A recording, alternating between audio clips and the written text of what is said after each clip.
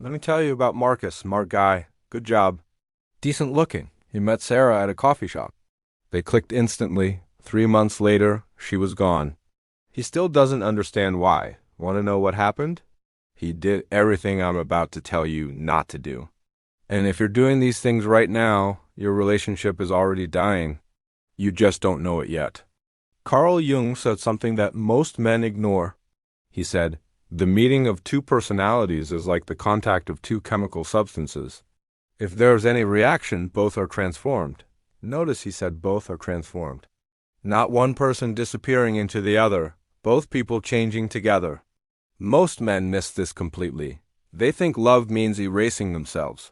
It doesn't. Here's what nobody tells you. The behaviors that feel like love often kill attraction faster than anything else. You think you're being a good man.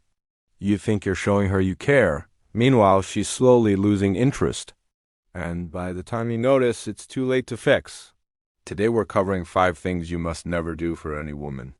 Not because you don't care about her, but because doing them destroys what you're trying to build. These aren't games. These aren't tricks. This is about understanding how attraction actually works in the real world. Not in movies, not in songs, in reality. Before we start, understand this. I'm not here to make you feel good. I'm here to tell you the truth.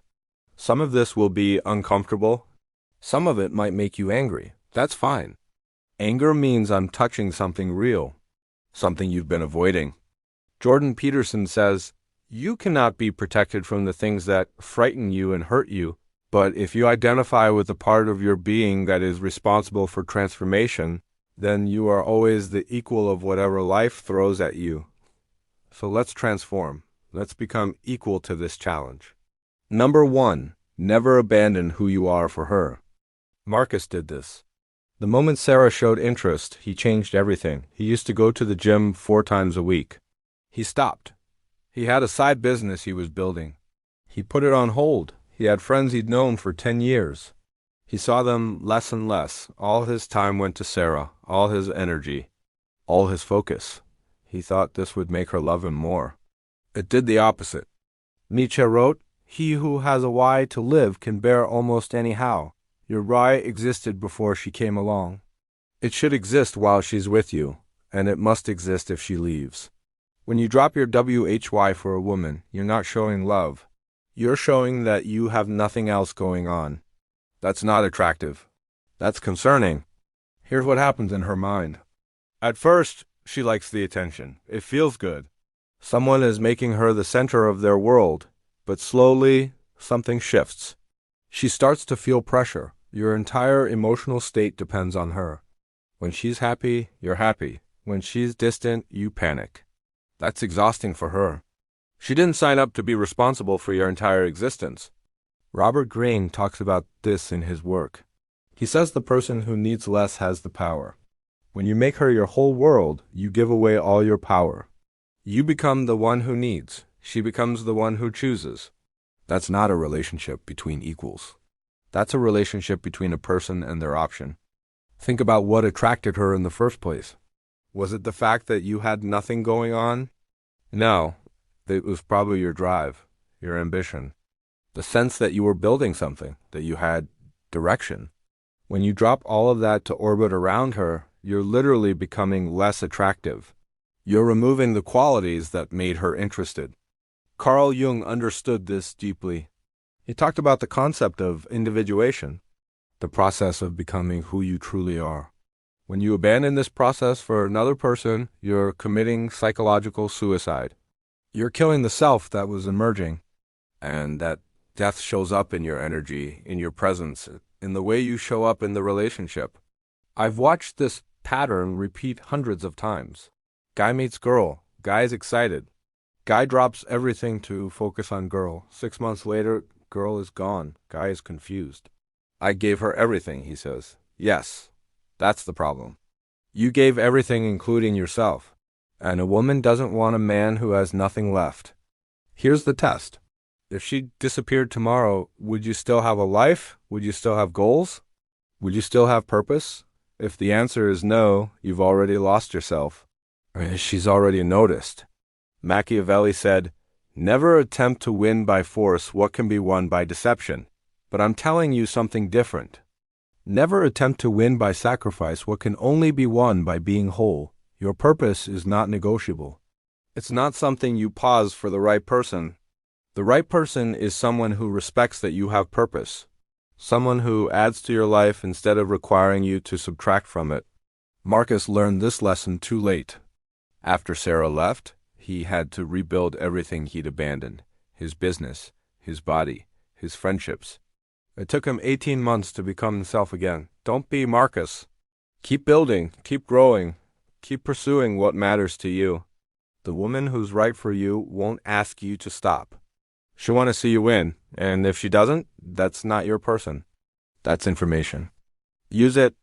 Arthur Schopenhauer said, "A man can be himself only so long as he is alone." That's not entirely true. But here's what is true. A man can only be himself in a relationship if he was himself before the relationship. If you lose yourself to gain her, you've made a terrible trade. And eventually she realized it too. Number 2, never become her problem solver.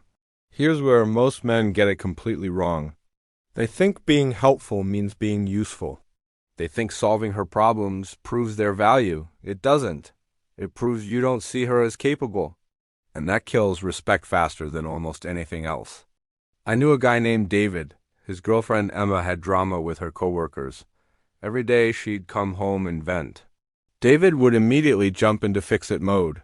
Here's what you should say. Here's what you should do. Let me talk to them. Let me handle this for you. He thought he was being supportive. He was actually being insulting. Jung talked about the shadow, the parts of ourselves we don't want to see. When you constantly solve a woman's problems, you're projecting your shadow onto her. You're saying, "I don't think you can handle this. I think you need me to rescue you." Even if you never say those words, that's the message she receives. Here's what happens. She comes to you with a problem. You solve it. She's grateful. Next problem comes. You solve it again. She's still grateful, but something's changing. By the third or fourth time, she's not grateful anymore. She's annoyed. Why? Because you've turned yourself into a service provider. And nobody desires their service provider. Epictetus said, "There is only one way to happiness, and that is to cease worrying about things which are beyond the power of our will." Her problems are beyond your will. They're hers to solve. When you try to control them, you're not helping. You're taking away her power to grow.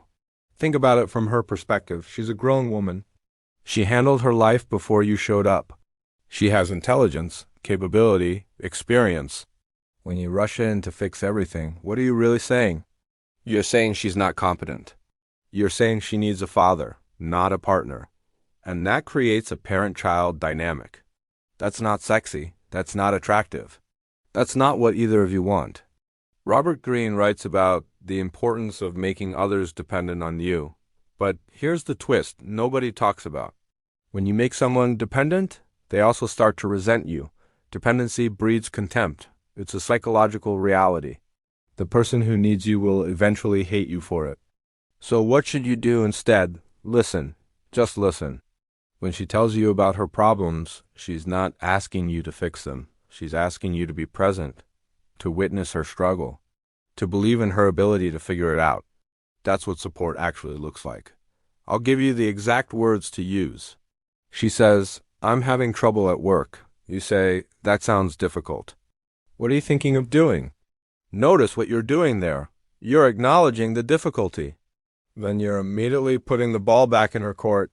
You're treating her like the capable adult she is. She might push back. "I don't know what to do. That's why I'm telling you. Don't take the bait." Say, "I believe you'll figure it out." You always do. What's worked for you in the past was situations like this. See what's happening? You're still engaged. You're still present, but you're not rescuing. You're supporting her agency. Marcus Aurelius wrote, "You have power over your mind, not outside events." Realize this and you will find strength. When you try to control her problems, you're trying to control outside events. You can't, and the attempt makes you weak in her eyes. Here's a story. My friend Tom dated a woman named Lisa. She had money problems. Tom's first instinct was to pay her bills, to fix it for her, but he remembered this principle. Instead, he said, "That's stressful. What's your plan?" Lisa laid out a budget. She picked up extra shifts. She cut back on expenses. 3 months later, she'd fixed it herself. And her respect for Tom went through the roof. Why? Because he believed she could do it. He didn't rush in to save her like she was helpless. Compare that to David and Emma. David paid Emma's credit card bill. He thought he was helping. Emma felt like a child being bailed out by her dad. The attraction died right there. She broke up with him 2 months later, not because he helped, but because the help came with a hidden message. I don't think you can handle your own life. Sigmund Freud talked about the ego and its defense mechanisms. When you rescue someone constantly, you're defending against your own fear. Fear that you're not valuable unless you're useful. Fear that if you don't solve problems, you have no purpose in the relationship. That fear is your problem, not hers. Don't make her carry it. The strongest relationships are between two capable people, not between one capable person and one project. When you see her problems as yours to solve, you're making her a project. And projects don't inspire desire. They inspire obligation. So here's your new rule. Her problem, her solution, your job is to believe in her, to be present. To offer perspective if asked, but not to take over, not to rescue, not to remove the struggle that helps her grow. Nietzsche said, "That which does not kill us makes us stronger." When you solve all her problems, you're stealing her chance to get stronger. You're robbing her of growth. And deep down, she feels that theft. She feels you not trusting her. And trust is the foundation of respect. Without respect, attraction dies. Let her struggle. Let her figure things out. Be there as a support, not a solution. That's how you build a relationship between equals. That's how you maintain attraction. That's how you avoid becoming the guy she's grateful for but not excited about. Number 3, never seek her approval for your worth. This one is subtle. Most men don't even realize they're doing it, but it destroys attraction faster than almost anything else. When your sense of value depends on her validation, you've already lost. Let me show you what this looks like. You send a text, you wait for her response. When she replies quickly, you feel good. When she takes hours, you feel anxious. That anxiety? That's you seeking approval. You check her reaction to your jokes. When she laughs, you feel validated. When she doesn't, you feel like you failed. That's seeking approval. You share your ideas. You watch her face. You need to see that she's impressed, that she thinks you're smart. That's seeking approval. Carl Jung said, "The privilege of a lifetime is to become who you truly are, but you can't become who you truly are if you're constantly checking someone else's face to see if you're doing it right. You can't build a self if that self needs constant external confirmation." Here's what happens psychologically. When you seek approval, you're putting her in the position of judge. She becomes the one who decides if you're good enough. That's not a relationship. That's an audition. And auditions are exhausting for both people. You're exhausted from performing. She's exhausted from being expected to validate you constantly. Jordan Peterson talks about standing up straight with your shoulders back, about carrying yourself like you matter. You can't do that if you're waiting for someone else to tell you that you matter. The posture comes from within. The confidence comes from within. The sense of worth comes from within. When it comes from her, it's not real, it's borrowed. And she can feel the difference. I knew a guy named Ryan, successful career, good looking, but every conversation with his girlfriend Ashley was a test. Do you think I handled that meeting well? Do you think my new haircut looks good? Do you think my friends like me? Ashley started dreading their conversations, not because she didn't care about him, but because she felt like his therapist, not his partner. Here's what Ryan didn't understand. Ashley was attracted to him initially because he seemed confident, seemed self-assured, but that confidence was fake. It was a mask. Once they got close, the mask fell off, and underneath was a man desperately seeking approval. The attraction died immediately. Machiavelli wrote, "Everyone sees what you appear to be. Few experience what you really are." Ryan appeared confident, but he really was insecure. And when Ashley experienced that reality, the attraction vanished.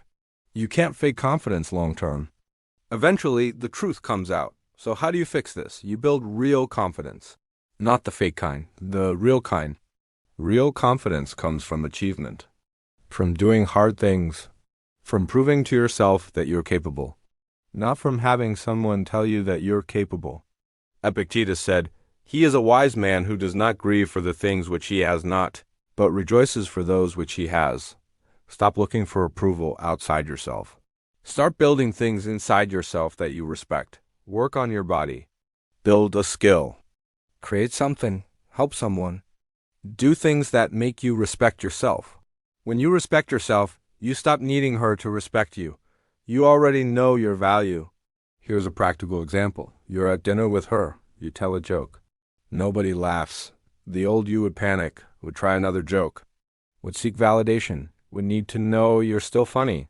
The new you laugh at your own joke. You're comfortable. You know some jokes land and some don't. Your worth doesn't depend on every social interaction going perfectly. She makes a comment about your shirt. That's an interesting choice. The old you would hear criticism, would feel defensive, would need reassurance. The new you say, "Yeah, I like it." Simple. Direct. No seeking approval. No needing her to validate your fashion sense. You wore it because you liked it. Her opinion is just information, not a judgment on your worth. Arthur Schopenhauer wrote, "A man can be himself only so long as he is alone. And if he does not love solitude, he will not love freedom, for it is only when he is alone that he is really free." Learn to be comfortable alone with yourself. Learn to validate yourself, then bring that self into the relationship. The paradox is this. When you stop seeking approval, you become more attractive. When you stop needing validation, people want to give it to you. When you stop performing, your authentic self becomes magnetic. But you can't do this as a strategy. You can't fake not caring about approval. You actually have to build yourself to the point where you don't need it. I'll tell you what happened with Ryan. Ashley left him. Ryan was devastated. He spent 6 months alone, really alone. He stopped dating. He focused on himself. He started a business. He got in shape. He learned to play guitar. Not to impress anyone, just because he wanted to. And something shifted. He started enjoying his own company. He started respecting himself. A year later, he ran into Ashley. She barely recognized him. Not physically, energetically. He wasn't seeking her approval anymore. He wasn't performing. He was just himself, comfortable, grounded. She asked him to coffee. He said yes. But this time, it was different. He wasn't trying to win her back. He was just seeing if she fit into his life. That shift? That's what confidence looks like. Plato said, "The first and greatest victory is to conquer yourself. Conquer the need for external validation. Build yourself until your opinion of yourself matters more than anyone else's opinion." That's not arrogance. That's self-respect. And self-respect is the foundation of everything else. Stop checking her face for approval. Stop adjusting yourself based on her reactions. Stop needing her to confirm your worth. Be yourself, fully, unapologetically. The right woman will love that. The wrong woman will leave. Either way, you win, because you're still yourself. Number 4, never give more than you receive. This goes against everything you've been taught. You've been told that real love means giving without expecting anything back. That's a lie, and it's destroying your relationships. Let me explain why. Robert Greene talks about the law of giving before you take, but he also warns about giving too much. When you give without receiving, you create an imbalance. And imbalances in relationships create resentment. Not just in you, in her too. Here's what most men don't understand. When you overinvest early, you're not showing her how much you care. You're showing her you're desperate. You're showing her you have low standards. You're showing her that you give this much to anyone who shows up. None of that is attractive. I watched this happen with my friend Jason. He met someone online. First date, he brought flowers and a gift. Second date, he took her to an expensive restaurant. By the third date, he was planning weekend trips. She hadn't done anything yet. She just showed up, and he was pouring everything into her. 3 weeks later, she ghosted him. He couldn't understand why. "I gave her everything," he said. "Exactly. That's why she left." Carl Jung talked about the concept of projection. When you overinvest, you're projecting your fantasy onto someone you barely know. You're not seeing them clearly. You're seeing who you hope they are. And when reality doesn't match your fantasy, you're disappointed. But the real problem isn't them. It's that you invested in a fantasy, not a person. Here's the psychological truth. Things we work for, we value. Things given freely, we take for granted. When you give her everything without her earning it, you're teaching her that you have no value. You're teaching her that your time, your energy, your attention are worthless. Because if they had value, you wouldn't give them away so easily. Think about anything valuable in your life. Your car, your house, your education. Did you get these things for free? No, you worked for them. You earned them. And because you earned them, you value them. The same applies to relationships. She needs to work for your investment. Not because you're playing games, but because that's how human psychology works. Nietzsche said, "The demand to be loved is the greatest of all arrogant presumptions." When you overinvest, you're demanding that she love you back. You're creating a debt. Look at everything I've done for you. Now you owe me love. That's not how it works. Love isn't a transaction, but investment should be proportional. Here's the framework. Match her energy. She texts you 3 times? You text her 3 times? She makes plans once a week? You make plans once a week. She brings you coffee? You bring her coffee next time. Equal exchange. Equal investment. Both people contributing. Both people earning. That's balance. What you don't do is text her 10 times when she texts you once. You don't plan elaborate dates when she barely shows up. You don't declare your feelings when she's still deciding if she likes you. That imbalance creates pressure, and pressure kills attraction. Marcus Aurelius wrote, "Receive without pride, let go without attachment." When you overinvest, you're attached to an outcome. You're attached to her response. You're attached to her reciprocating. That attachment makes you needy. And neediness is the attraction killer. Let me give you a real example. My friend David met someone named Maria. First date went well. David wanted to text her constantly, but he didn't. He waited. She texted him the next day. He replied with the same energy, not playing games, just matching. Second date, Maria suggested coffee. David agreed. He didn't suggest a fancy dinner. He matched her investment level. Third date, Maria planned something more elaborate. David reciprocated on the fourth date. Equal exchange. 6 months later, they're still together. Why? Because the relationship was built on balance. Both people investing equally. Both people earning each other's time. No one overgiving. No one underperforming. Just 2 people building something together. Compare that to Jason. Jason gave everything immediately. Flowers, gifts, expensive dates, grand gestures. And the woman left. Why? Because she didn't earn any of it. It was just handed to her. And when something is handed to you, it has no value. You don't appreciate it. You expect it. Sigmund Freud talked about the pleasure principle. We move toward pleasure and away from pain. When you overinvest, you remove all the tension, all the uncertainty, all the excitement. She knows exactly where she stands. She knows you're completely into her. She knows she's got you.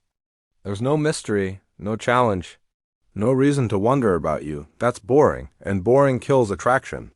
Arthur Schopenhauer said, "We forfeit 3/4 of ourselves in order to be like other people." When you overinvest, you're forfeiting yourself to be what you think she wants. You're not being authentic. You're performing. And people can feel performance. It feels fake. It feels desperate. It feels wrong. So here's your new rule. Give proportionally. She shows interest. You show interest. She invests time, you invest time. She makes an effort, you make an effort. Equal, balanced, fair. This isn't manipulation. This is respect. Respect for yourself, respect for her. Respect for the process of 2 people getting to know each other. Early in a relationship, you don't know if she's worth the investment. You're still learning. Acting like she's already earned everything is dishonest. It's pretending to know something you can't know yet. Hold back, not because you're playing games, but because investment should be earned. Both ways. When Jason overinvested, he was trying to buy her attraction.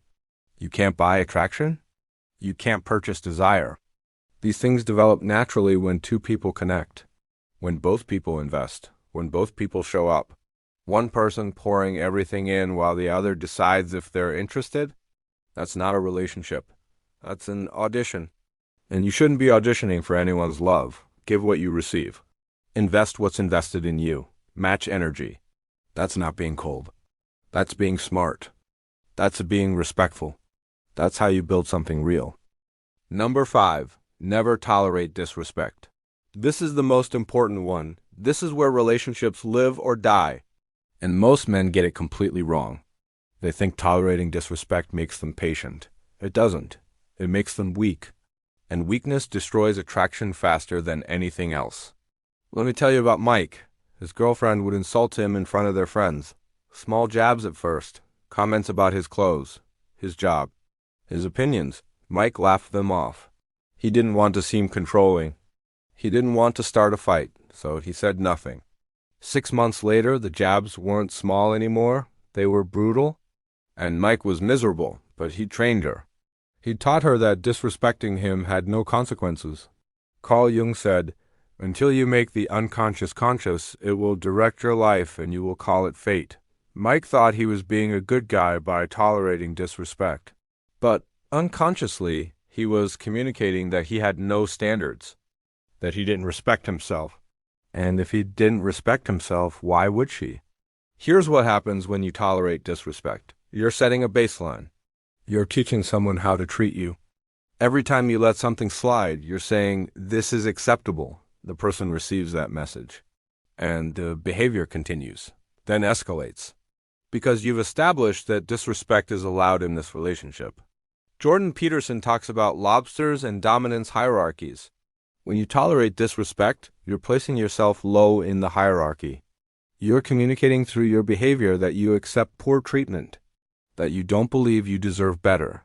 That signal goes out, and people respond to it. They treat you according to the position you've claimed. The psychological truth is uncomfortable. Women test boundaries. Not consciously, not maliciously, but instinctively. On some level, she's assessing whether you can hold your ground, whether you have standards, whether you respect yourself enough to enforce those standards. When you fail that test, attraction dies. Not because she was testing you, but because she discovered you don't value yourself. Epictetus said, "No man is free who is not master of himself." When you tolerate disrespect, you're not free. You're controlled by fear. Fear of losing her. Fear of conflict. Fear of being alone. That fear makes you accept treatment you know is wrong. And she can feel that fear. Fear is the opposite of attraction. Here's what boundary enforcement actually looks like. She makes a cutting comment. You don't explode. You don't make a scene. You calmly say, "That wasn't okay. I don't accept being spoken to that way." That's it. Simple. Direct. Clear. You've stated your boundary. She might apologize. She might get defensive. She might say you're overreacting. None of that matters. What matters is that you stated your boundary clearly. And now you watch. Does the behavior change, or does it continue? If it continues, there are consequences. You don't threaten. You don't warn. You act. Maybe you leave the situation. Maybe you create space. Maybe if it's a pattern, you end the relationship.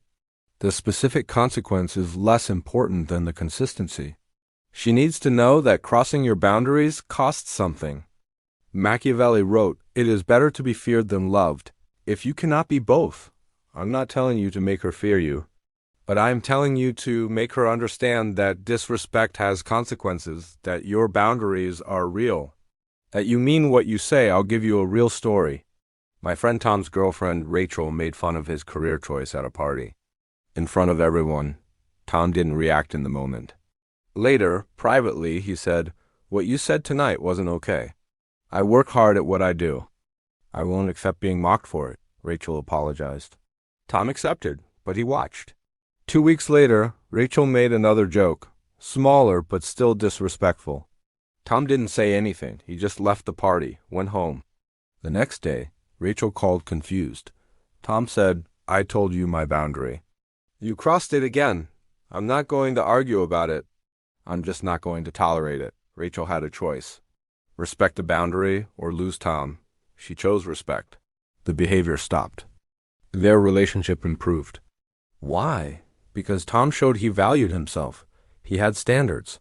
He enforced them calmly but firmly. That's strength, and strength is attractive. Compare that to Mike. Mike tolerated disrespect for 6 months. By the time he finally reacted, his girlfriend didn't take him seriously. You never had a problem before. Why now? She'd been trained that disrespect was acceptable.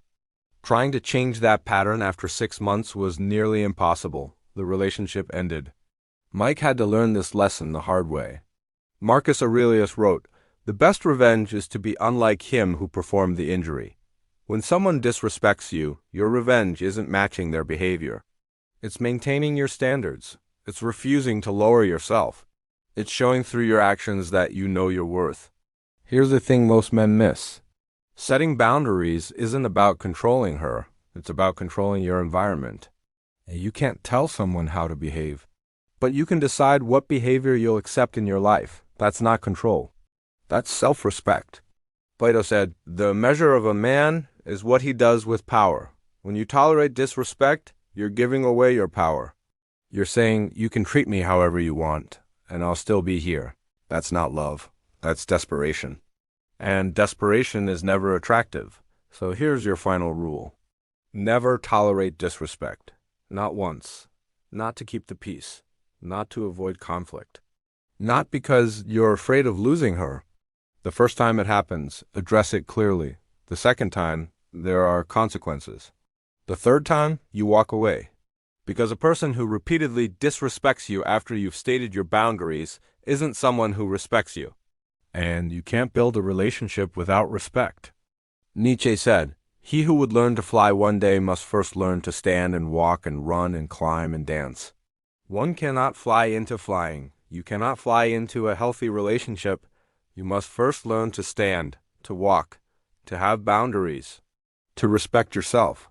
Only then can you build something real with someone else. The 5 things we've covered today all connect to one central truth. You cannot love someone else well if you don't love yourself first. Abandoning your purpose is not loving yourself. Solving all her problems is not respecting yourself. Seeking her approval is not valuing yourself. Overinvesting is not protecting yourself. Tolerating disrespect is not honoring yourself. Carl Jung said, "The privilege of a lifetime is to become who you truly are." That journey of becoming doesn't pause for a relationship. It continues through the relationship. With the relationship, the right woman will support that journey. She respect your purpose. She believe in your capability. She value your worth. She match your investment. She treat you with respect. And if she doesn't, that's not your person. That's information. Use it, move on. Find someone who sees your value. Someone who adds to your life instead of requiring you to subtract from it. Someone who builds with you instead of draining you. The man who knows these 5 principles and lives them doesn't worry about keeping a woman. He worries about being himself, about honoring his values, about maintaining his standards. And ironically, that's what makes him attractive. That's what makes him magnetic. That's what makes him a man worth being with. Be that man.